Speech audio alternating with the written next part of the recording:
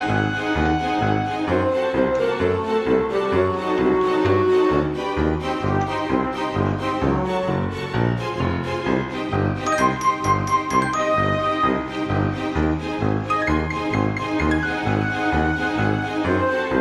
and welcome to Ham Nation, episode 558 for October 25th, 2023.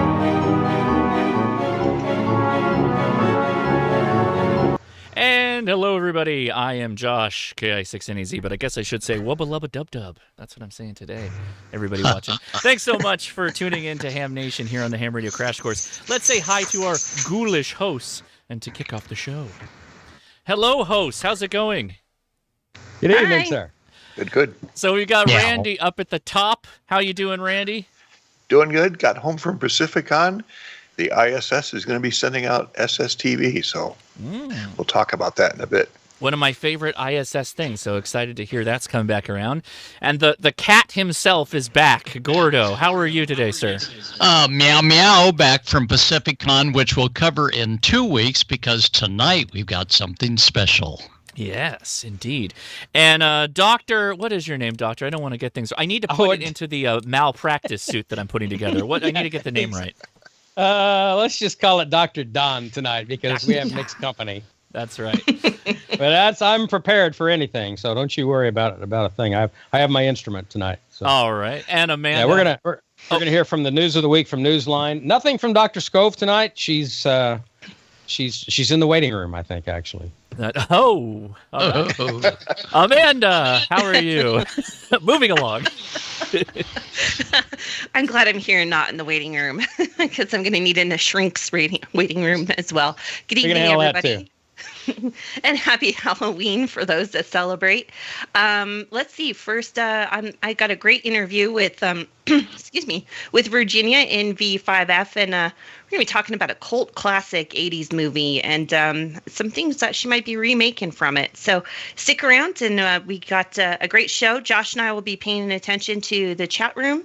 And Bob was going to be with us this evening, but he could not make it on time. So other than that, our hearts and prayers go out to Israel tonight. And we are very saddened by the terrorist attacks there. And we're thinking about them. And we will be thinking about them until this conflict gets resolved. So we're with you, Israel. Indeed. Josh, you want me to just take it away? Let's do it. Wubba lubba dub dub. Okay. Well, hi, Virginia. How are you? I'm good. How are you guys? Good. And Virginia is dressed up as her favorite Star Trek character. What is your favorite Star Trek character? Well, I am a comms officer from Strange New Worlds. So, okay. See, I even got my headphones on. See, she comes prepared. Now, you can tell us she's been in ham radio a while. Virginia, what got you into amateur radio? Well, when I was in grad school, I had a professor who loved ham radio, and he figured out a way to talk about it in every single class he taught. And while I was studying for my comps, I also was studying for my Tech Plus license using an out-of-date Gordon West study guide, which helped me pass with flying colors. Hooray, Virginia. I was more proud of getting my ham ticket than I was of getting my master's degree that summer. Wow. That was quite a while back, and I've come a long way and have enjoyed the hobby for over 20 years. I'll just put it that way. Wow. That's fantastic. That's a great career. And of course, we're just hearing the first second of your career in amateur radio. So this is a brilliant gal, by the way. She works on CubeSats. She did the Pine Board project. And if we get time, we get to show some of that. Now, Virginia has what we would call maybe an obsession. And she's proud of this obsession. Is everybody familiar with Short Circuit from the 80s? Yeah? I am. Josh, you show them the cover photo just in case. You remember Johnny Five. Well, Miss Ginny here is building her own. Isn't that correct? That is correct. I am attempting it. It is not for the faint of heart. There are several other people I know who are in the process of attempting it, and I know one guy who's actually pulled it off, and they inspired me because I have loved Short Circuit since the minute it came out when I was a kid. And now we have the technology to attempt to build this replica of Johnny Five. Fantastic. So Josh is going to scroll through some photos here of parts that you've gathered, or you're starting. Are you personally 3D building some of these? I am. I've been 3D printing things for nearly a year now. I have everything from like big outer casing parts like this guy here. I have some of these head casings. Wow.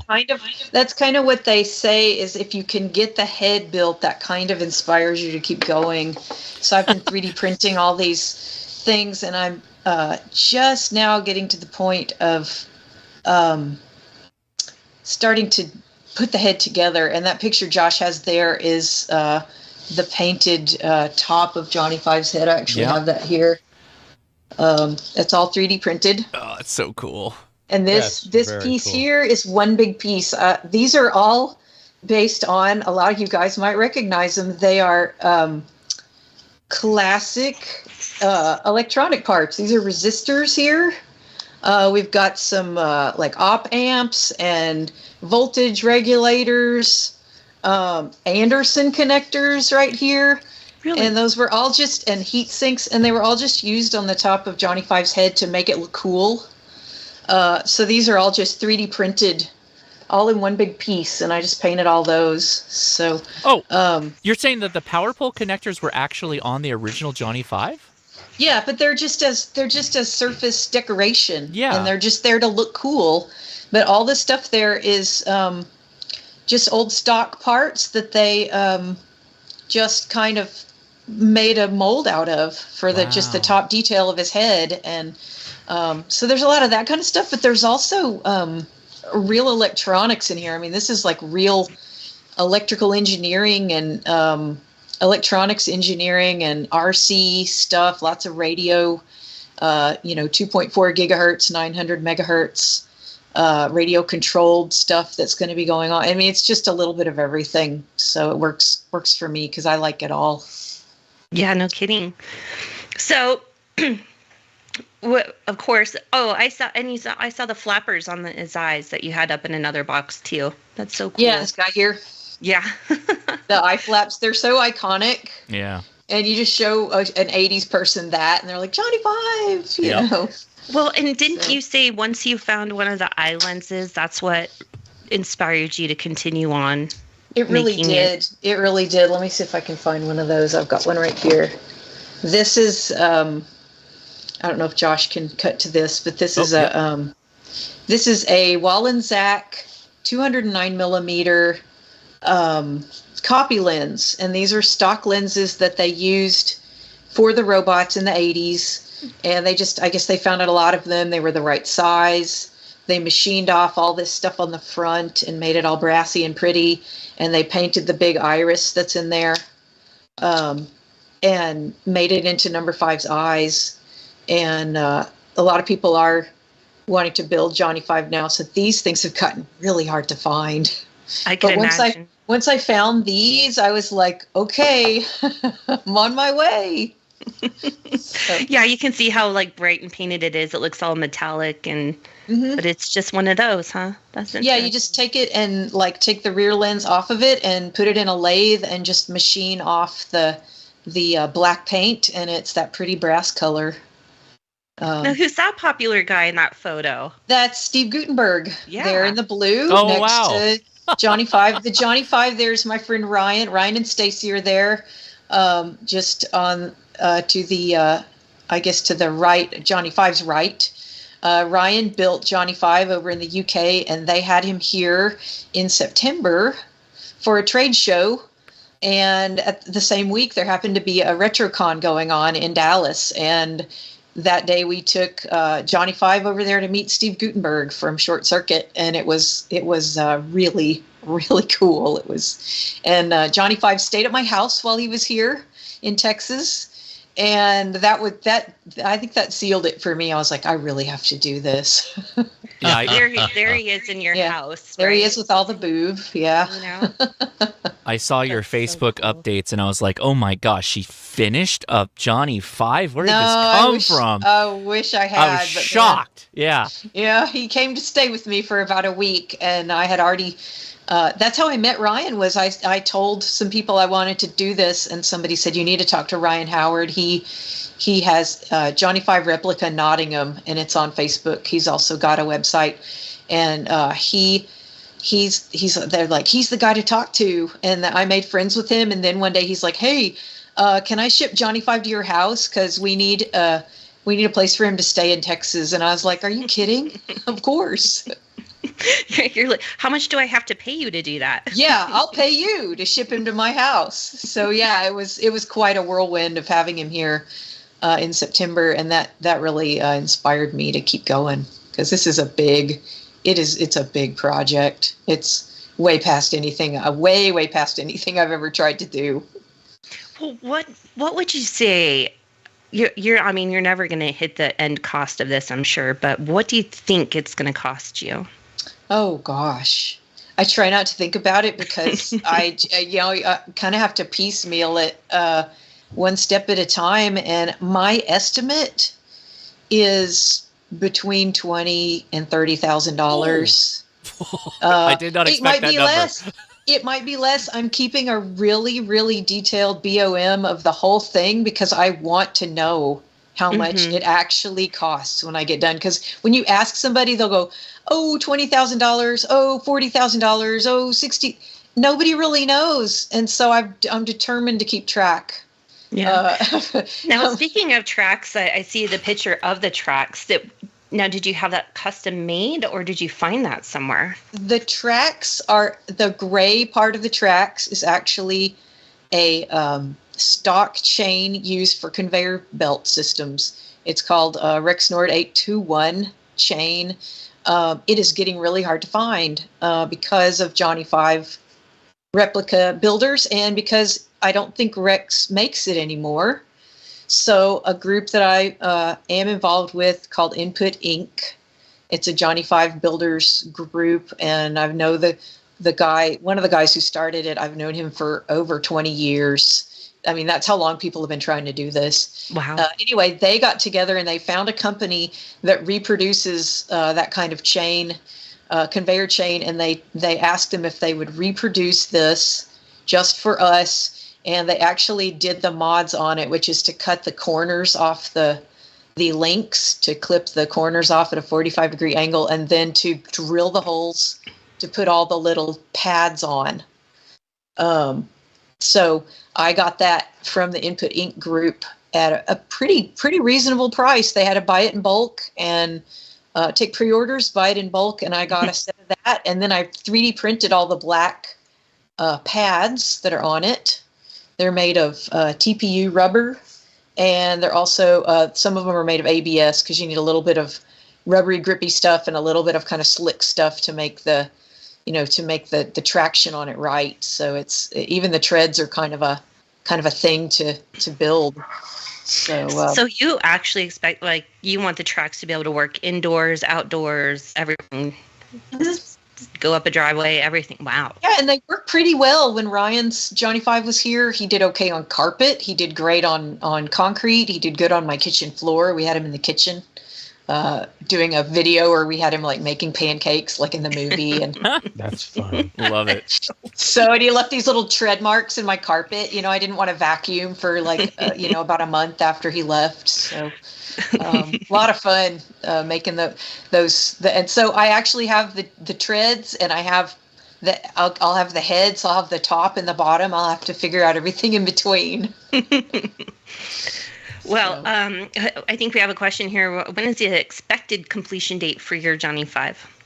Oh, goodness. I don't have a date. I would like for it to be sooner rather than later, but my guess is to be just really, really the most optimistic guess would be probably 3 or 4 years. And a lot of that just depends on, availability of funding and the time, just time. It's a lot for one person to build it, it's a lot of man hours to build one. So There's Ryan and his Johnny 5. They were at a convention, and they found that Coding for Dummies book.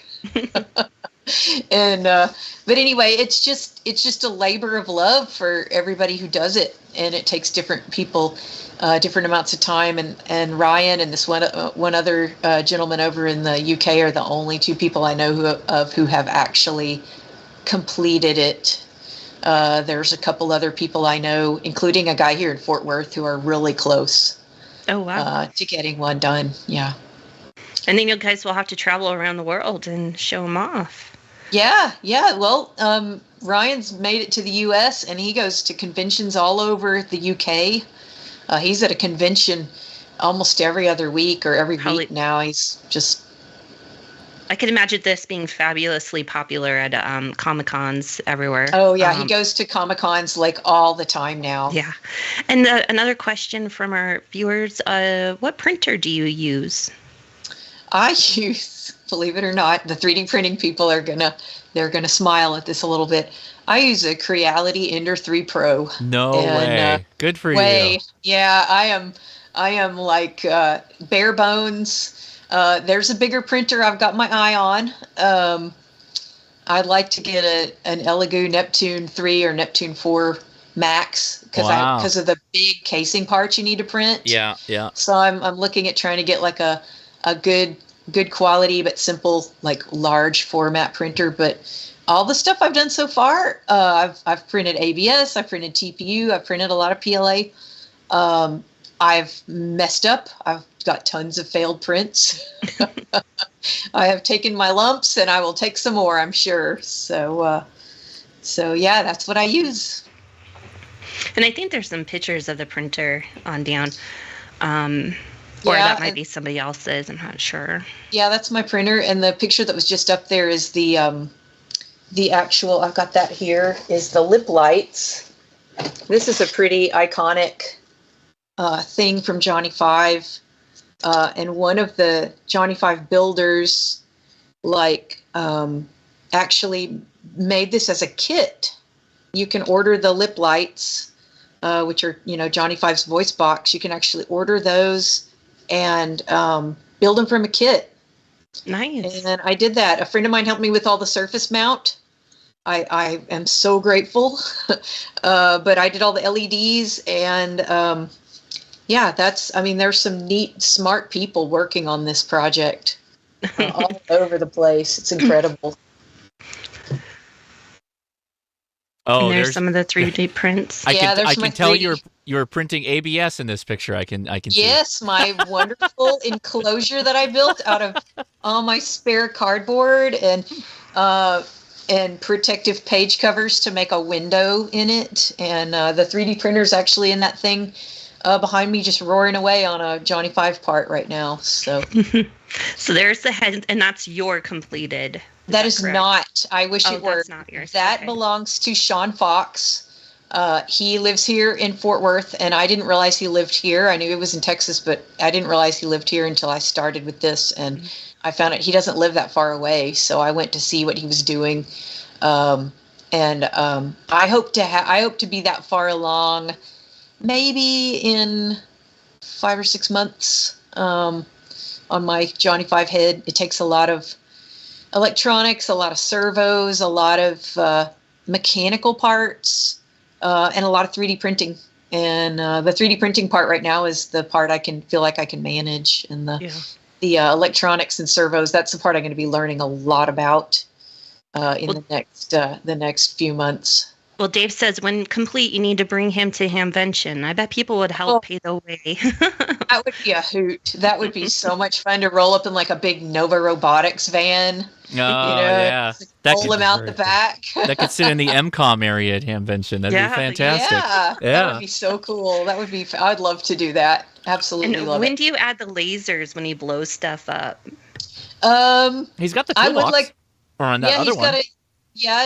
Ryan's has a toolbox. He also has a laser. I would like to do both because you can switch them out. And if he's feeling kind of punchy, you can have the laser on. And if he's feeling real friendly, and he can have the toolbox. But I would like to do both, I think. So Virginia, you have an Etsy store as well.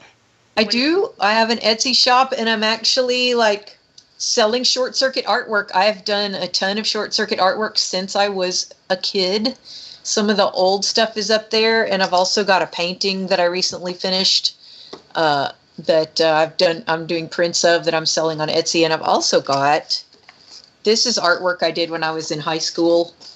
I finally took my Johnny 5 calendar that I drew in the late 80s, and I really made a real calendar out of it. It's a 2024 calendar, and it's available on Etsy, or I could also be contacted directly about getting that. So it's kind of to support the cause, and just keep me up, keep me up on my art. And I'm trying to do some more new short circuit art. And of course, you can see I've got a lot of Boov art there too, because I love Boov. So, and the girl is fantastic at custom artistic QSL cards. So yes, she'll design it, and Sparks, I can print it. Yeah, Sparks QSL is my sparksqsl.com is my website, all one word. And Amanda has printed a lot of my cards. Yeah. So I send a lot of cards her way. I appreciate that. Well, Virginia, anything else you want the viewers to know? They can follow you on your YouTube channel. Yeah, I've got a YouTube channel. It's called Satellite Lily. And it is, I kind of started it to focus on my CubeSat simulator that I had built. And it's also got a Building Number 5 channel on it, or playlist. It's got some fun ham radio stuff, some little fun videos that I've made of hamvention, and I've got, like I said, and if you go to my QRZ page in V5F, there's links to most of that stuff, and my QSL artwork and my art site, and so I'd love to hear from people about any of that, and any questions. Anybody has any questions about Johnny 5, they can contact me about that too. I'd be happy to hear from people. Very good. Thanks so much, Virginia. We appreciate you being on here. I am pleased to be here. It's great to see everybody. We can't wait to have Johnny on too. So we better stick around a while, Josh. I think we covered all the questions, right? I think so. But again, you can reach out direct over at Satellite Lily. That's the YouTube channel to find Virginia. And that's the way to go. Thank you. Well, Virginia, stick around if you want to for the rest of the show. Sure. And right now we're going to toss it over to Gordo. Gordo, what you been up to? Take it away. Well, thank you so much, Amanda. And Pacificon this past weekend was a huge hit. But on your way to Pacificon, going up Highway 99, all the signs say Yosemite. So Pacificon is not the same without getting at least halfway to Yosemite. Josh, if you'll go ahead and roll the shots. As you're heading toward Yosemite, we see the Merced River park.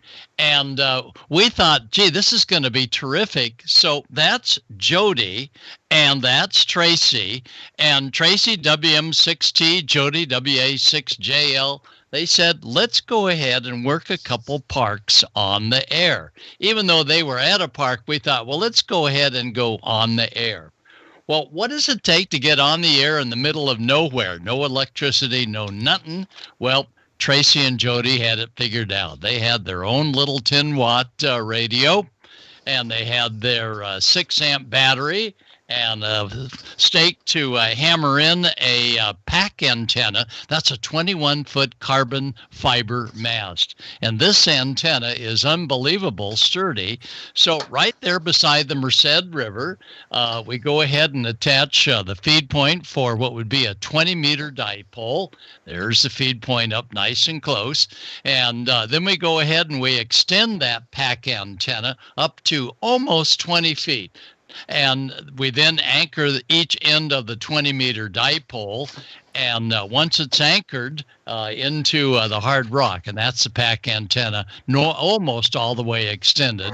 Once it's anchored in there, it's time to take out the helicraft, and we're going to be working with a KX2 helicraft, and of course everybody's been talking about the new KH1 helicraft, and we'll hear more about that tonight. But look at this. Tracy's got everything in a one compact little file, and they wanted to show everybody there. Through double loops, Velcro, which is a trademark, so we'll call them double loops. He's got everything that will quickly stick on his operating platform. And probably Jody, WA6JL, helped him get this going together. And it's got a nice little protective covering for the KX2 so it doesn't get crunched on in its little small black backpack. And there it is. In about 10 minutes, he is on the air. 10 watts output on 20 meters, and no tuner necessary. There he's got the board turned so you can see how everything is mounted. It's got the keyer, and he's a southpaw, so I think you'll see him. There he is. Yep. He's working the keyer with his left hand and dialing in. But this whole deal goes together in that little tiny waterproof case and gets him on the air immediately. And you can see one end of the dipole, and there's Floppy there to bring him good luck. And this is a nice area by the Merced River, so probably we were getting a little enhancement. And as Tracy was on the air, he worked a couple of different stations. The first one was KC4CR, Dave, and Dave was working a POTA station at Jasper State Recreation Area in Oregon. We did that on 20. And the second contact, KJ7RPL, that's Brent, who was working multiple PL situations on stations on Mount Hood National Forest in Oregon, and that included working also at the Pacific Crest Trail. Lots of locations for where they were operating parks on the air. Well, then the third person he worked was a friendly dog that came up and said, well, let's maybe take a gander as to what all these dots and dashes are about. Well, Tracy, as we were getting ready to close down, if you look real carefully up there at the top of the blue area, you'll see that there's a wire that goes from one side of the river to the other side. Well, that's not an antenna, but knowing Tracy and Jody, they're probably going to get around to tapping into that wire. So this just points out that whenever you're headed somewhere and you enjoy CW and working POTA stations, bring along your radio gear, have it hooked up, and that was a BioInno lithium iron phosphate. Looked like about a 6 amp hour battery. They make a 3 amp that'll run the radio as well, but we used a 6 amp, and we had a ball. 2 weeks from now, we'll talk all about the huge success of Pacificon and all the excitement we saw there. So, Gordo. Amanda, any questions? Yeah. So the question we got from Phil says, Gordo, is that soda beam wire? And I know the answer to this, but if you want to take it, Gordo, if you know, I think he's talking about the antenna. Okay. The antenna was a quarter wave on 20 meters one way, quarter wave on the other. It was a dipole antenna, not a long wire. So that's a pack-tenna, right? That's made by... Well, the pack-tenna was actually the elevated mast that telescopes up and locks into place, and it's carbon fiber, so it's even a little bit more rigid than fiberglass. And then that was Tracy got the feed point from somewhere else, and of course, wire is wire. So the mast was soda beams, carbon 6, and then the little body of the antenna, that was the pack-tenna. I have a couple of those pack-tennas. Yeah. Oh, yeah. Isn't that great? They're wonderful. That's George from the Ham Radio Workbench podcast makes those. So if you guys, it's a fantastic antenna if you can get one. That's right. Sure is. Let's see. Any? Did you see any other questions, Amanda? I did not. Nope. There's a lot of people talking about pack-tenna or the Pacificon and the Elecraft radio, which we'll go talk about in the future. Handy when there's no picnic table, things like that. So, yeah. Make sure to go watch my video that I posted about that whole thing, too, on Friday. Yeah, the best part was this portable little table, you might say, that he anchors on his knees with Velcro. That's a trademark. That holds everything together, and it works slick, and he was set up in just minutes. Keep your competitive contesting edge with Icom. Icom's high-power base stations cut through pileups, letting you work the bands and record those contacts. Contest from the comfort of your home or remotely with the RSBA1 app. Heard it, worked it, logged it. The IC 7851 gives you a new window into the RF world and is HF excellence unparalleled. With faster processors, higher input gain, higher display resolution, and a cleaner signal, it's truly the pinnacle of HF perfection. Dual receivers, digital IF filters, memory keyer, digital voice recorder, high-resolution Spectrum waterfall display, enhanced PC connectivity, and SD memory card slot. The IC 7610 is the SDR every ham wants. This high-performance SDR can pick out faint signals in the presence of stronger adjacent signals. The Icom IC 7610 is a direct sampling, software-defined radio that has changed the world's definition of an SDR. RF direct sampling system, 110 dB RMDR, independent dual receivers, and dual digicell.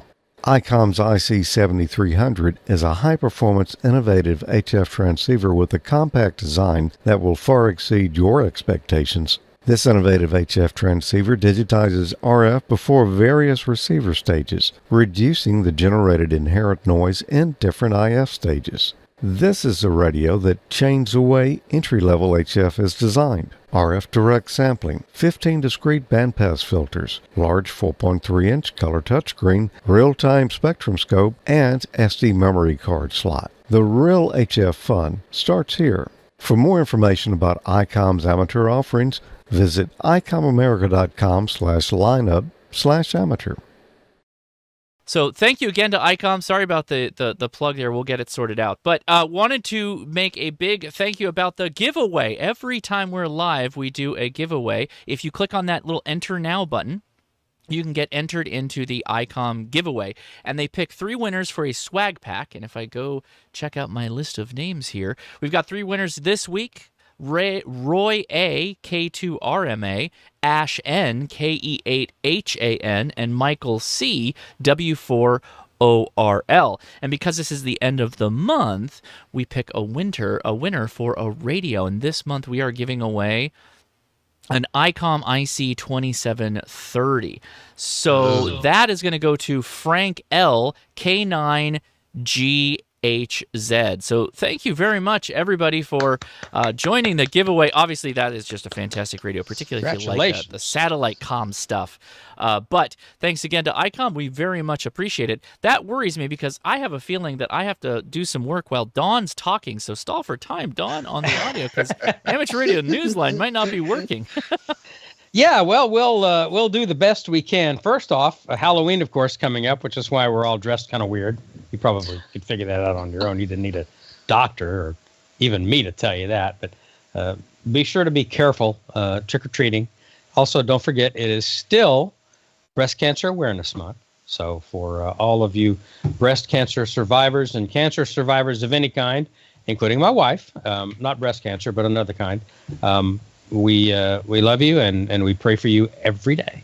So just keep those things in mind. Have a safe Halloween with the kids and everything. And Amanda, what are you planning on putting out for the kids? Myself, I'm doing the chocolate-covered asparagus and chocolate-covered Brussels sprouts. That's the Brussels sprouts. Because I am a doctor. I want to put out heart healthy and healthy things.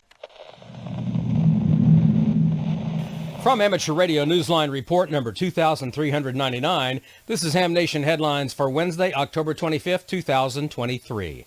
Our top story looks at the recent annular solar eclipse known as the Ring of Fire. It was visible in some parts of the Americas, but amateur radio operators and other citizen scientists proved that its impact on the ionosphere was felt around the world. The world was invited on October 14th to the Solar Eclipse QSO Party, part of the Ham-Sci Festivals of Eclipse Ionospheric Science Projects, and HAMS, shortwave listeners and university-based researchers accepted the challenge.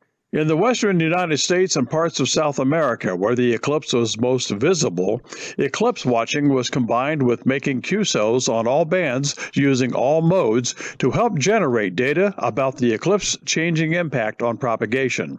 Nathaniel told Newsline that results gathered from QSOs made worldwide will be released over time and will ultimately appear in a peer-reviewed journal. If you were late to the party or missed it entirely, more experiments are planned for the total eclipse in April of 2024. Hams looking to get involved can join the Google group by visiting the HamSci website at hamsci.org. This is Jack Parker, W8ISH. There's much more to this story, and you can hear it all in this week's Newsline report. The Canadian Broadcasting Corporation has stopped giving listeners the time of day. Shortwave radio, however, is still at it.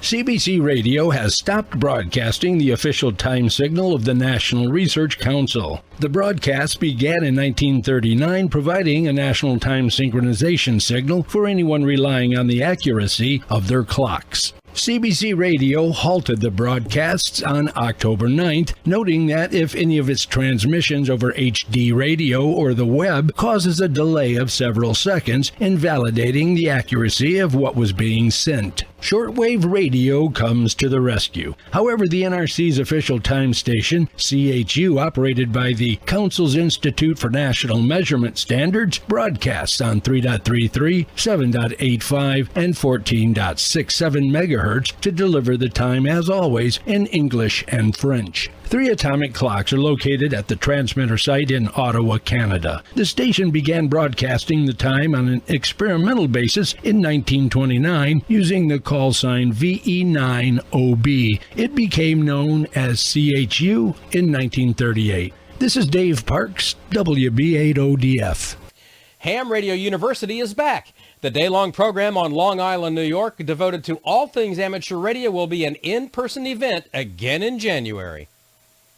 The educational conference known as Ham Radio University is marking its 25th anniversary by returning to its pre-pandemic venue, the campus of Long Island University in Brookville, New York. On Saturday, January 6th, experts will lead discussions on more than 24 topics. HRU has provided its programming without interruption throughout the pandemic, but this is the first time in 3 years it is returning to real classroom settings. Topics will include software-defined radio, how to build an HF station, Morse code, and parks on the air. A testing session will also be offered for those who would like to upgrade their ham radio license or become a ham for the first time. Admission is free, but there is a suggested donation of $10. For those unable to attend, videos from the January HRU will be posted on HRU's YouTube channel. The channel also offers videos of previous year's sessions. For additional details or a schedule of presentations, visit hamradiouniversity.org. This is Salembi, KB3TZD.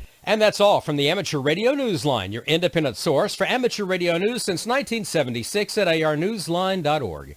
With Jack Parker, W8ISH, Dave Parks, WB8ODF, Salembi, KB3TZD, Karen Eve Murray, KD2GUT at the news desk in New York, and our news team across the globe, I'm Don Wellbanks, AE5DW. 7-3. We'll see you next time here on Ham Nation.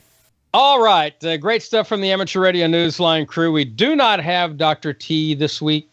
She has been very busy doing other things, so she did not have time to do a video for us. But, of course, check her out on X. You need to check her out on spaceweatherwoman.com and check her out on YouTube, Tamitha Skov on YouTube, and, of course, at Tamitha Skov on X. So you can keep up with everything about the sun, and I'm sure she has some stuff about the annular solar eclipse as well on there. She very excited about all that stuff. So there you go.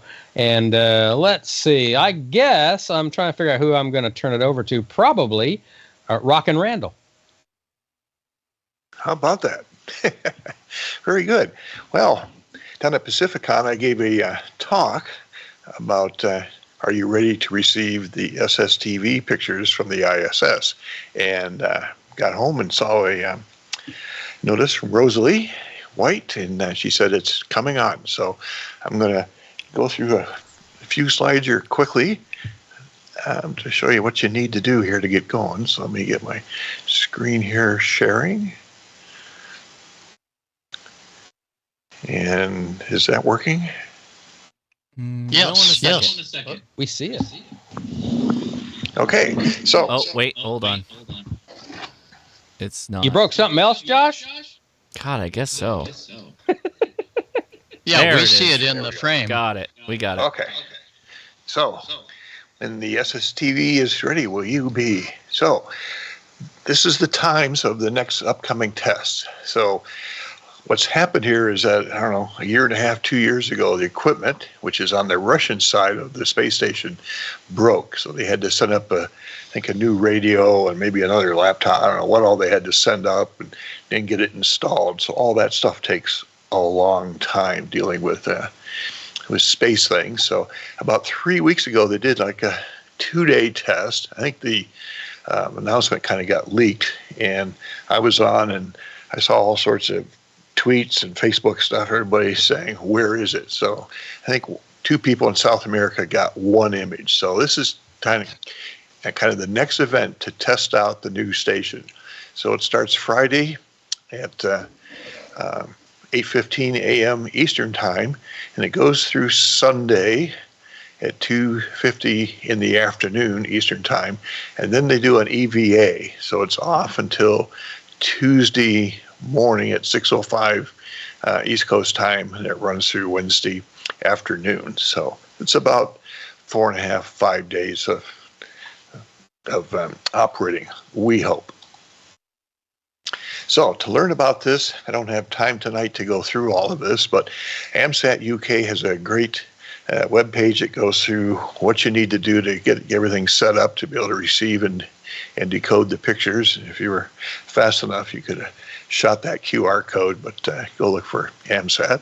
I also did a video a couple years ago where I go through everything that you need to do in order to receive the pictures, so you can watch that. So the 3 things you need to know to be able to do this is, when is it over your head? Know how to receive it and how to take and decode the audio into a picture. So I recommend for people who don't have any tracking set up is to go to Heavens Above, and you enter in your station location. Just change your location here. So you get that set, and you can move this spot around the map, or you can put in your city or your zip code, and down at the bottom there's an update button. And then you should be able to go through here and do a 10-day prediction for the ISS. So I just did this afternoon.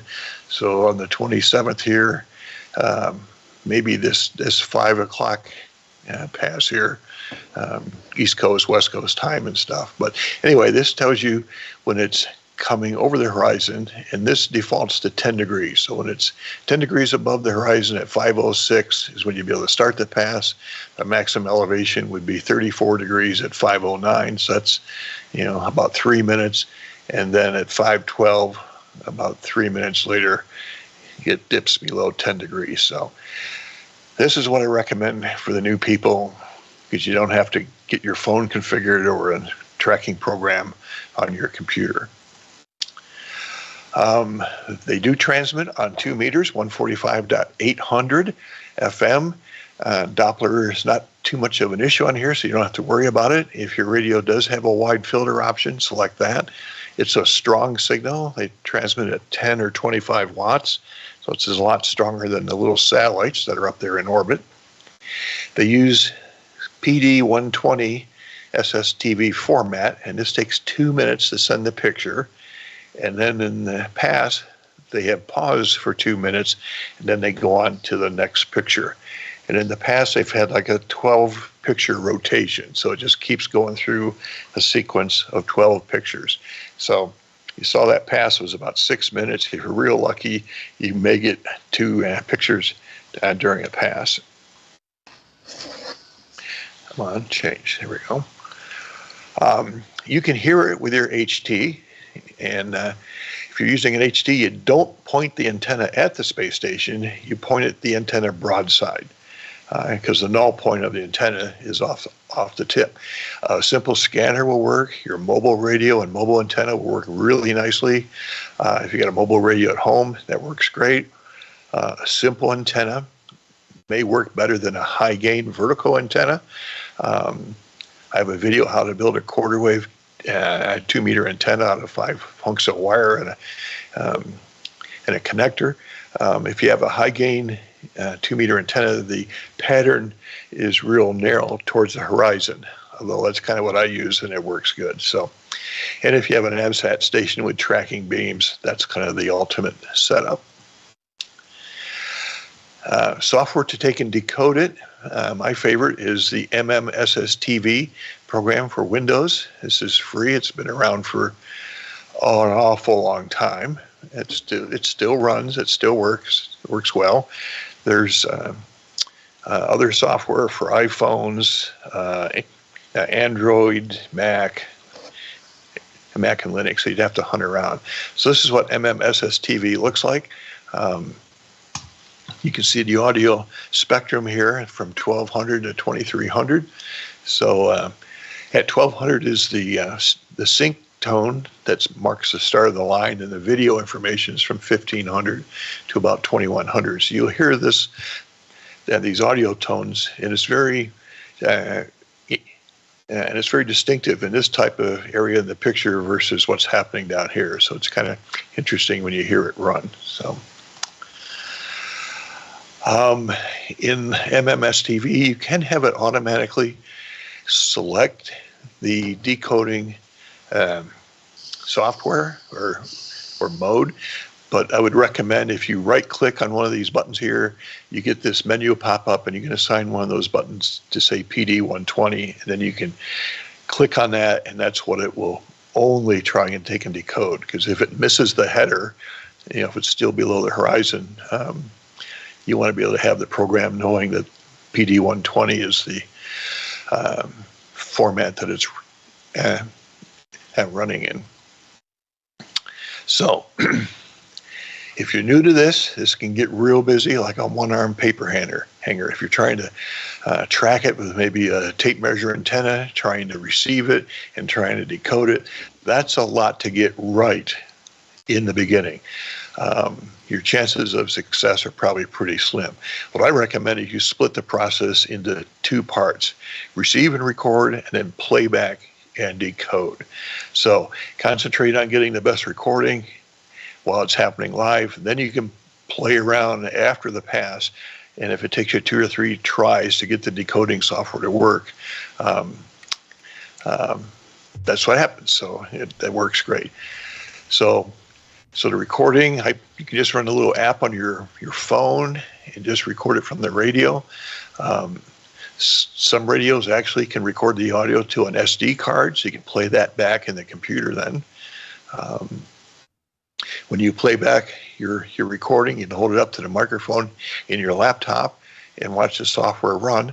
Now this won't give you the best quality, because sometimes room acoustics and echoes and stuff can affect the quality of the picture, but it'll get you going. And the thing with this is to get started, have some success of being able to receive an image, and then improve your station. And this is about a 4 or 5 day event, we hope, and that gives you lots of time to try and start off simple and improve your setup.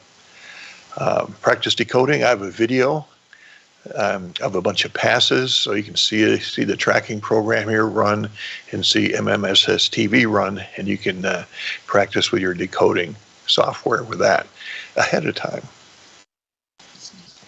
Hints: open up the squelch on the radio.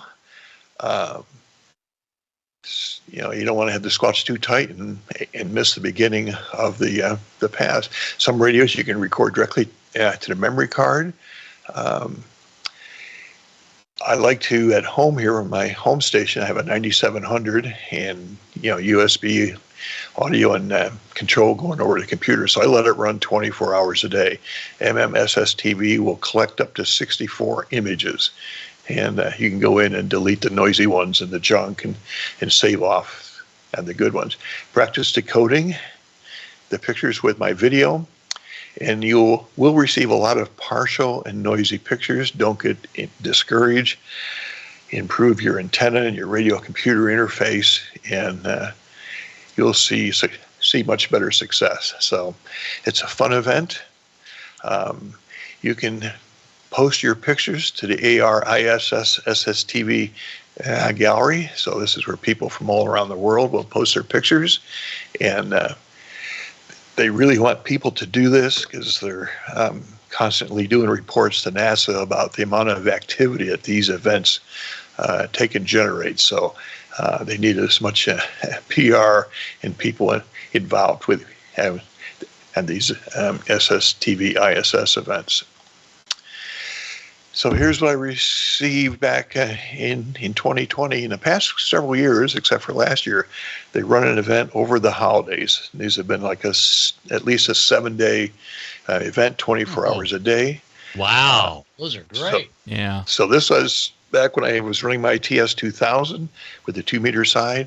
I was running a Comet GP15 vertical. It's not a big monster tall one. It's only about 6 feet. It's a single section. I don't have multiple sections on that. And again, the SSTV software.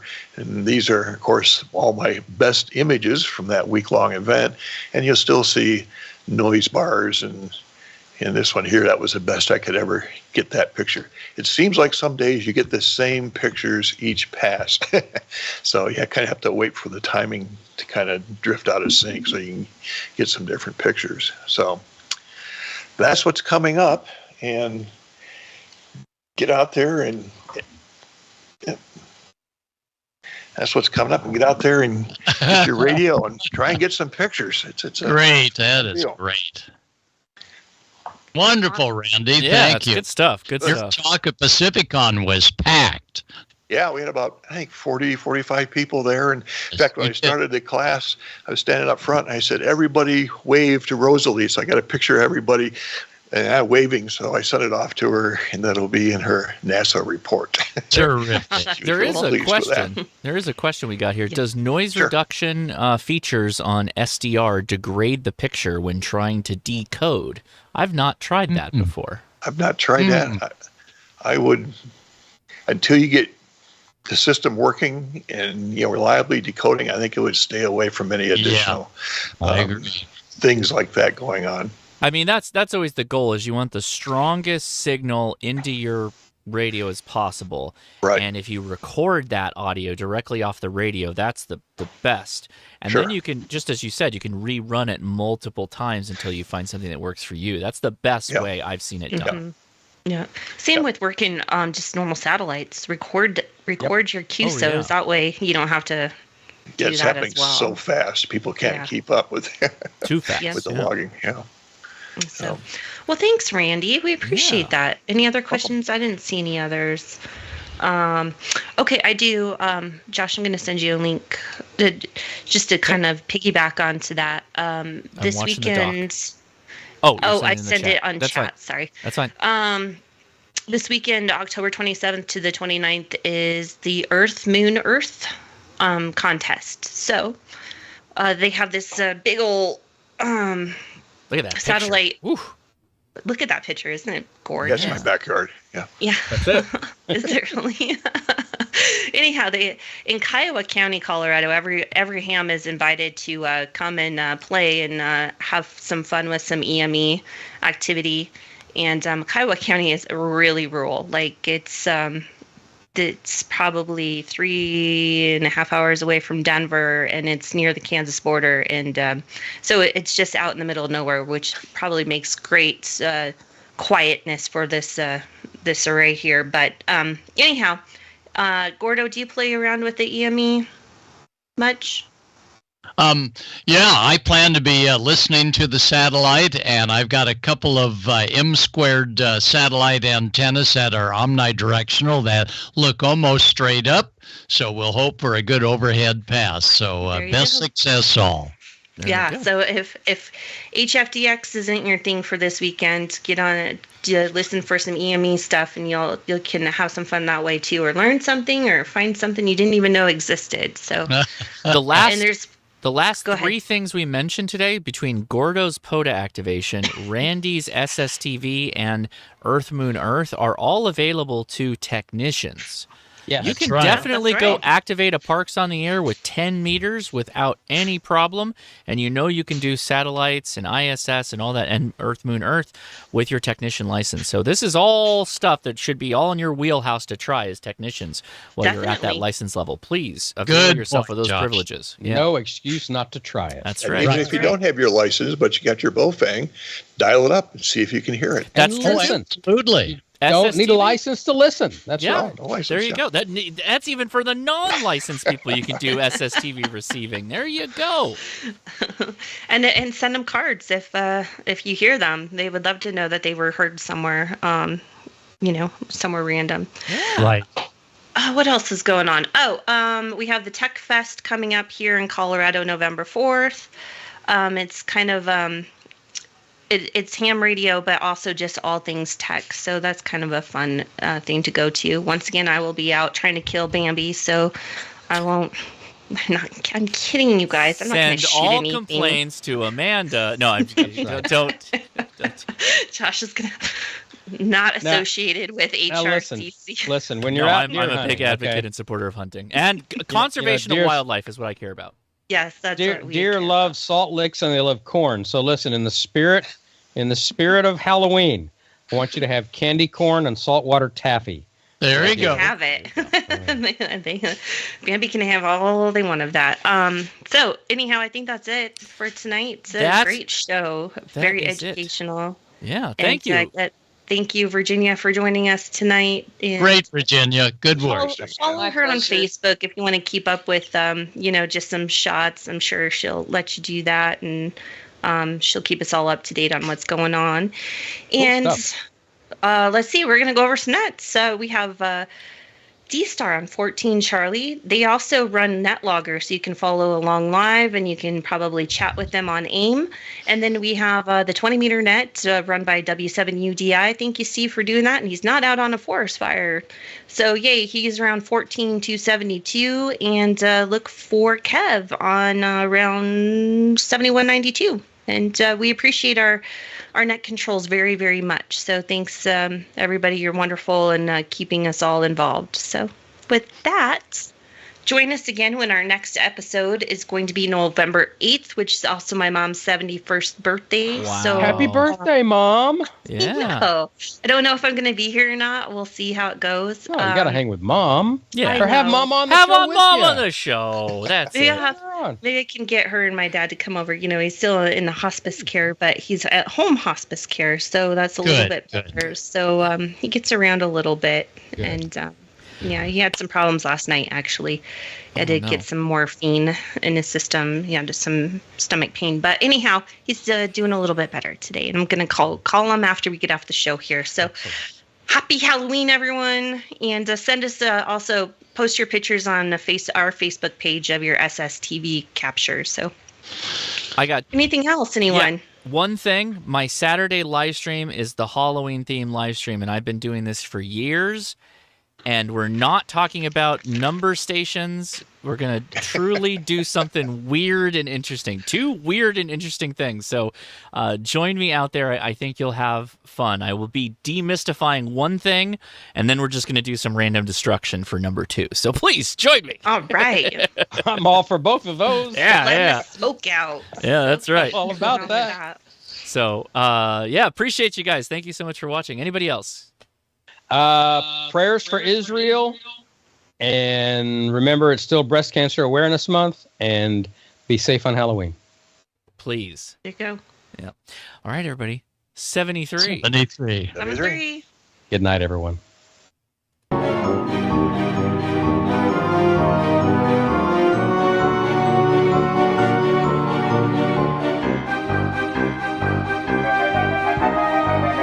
Not sure how long I had to hold the smile. So. Good job, everybody.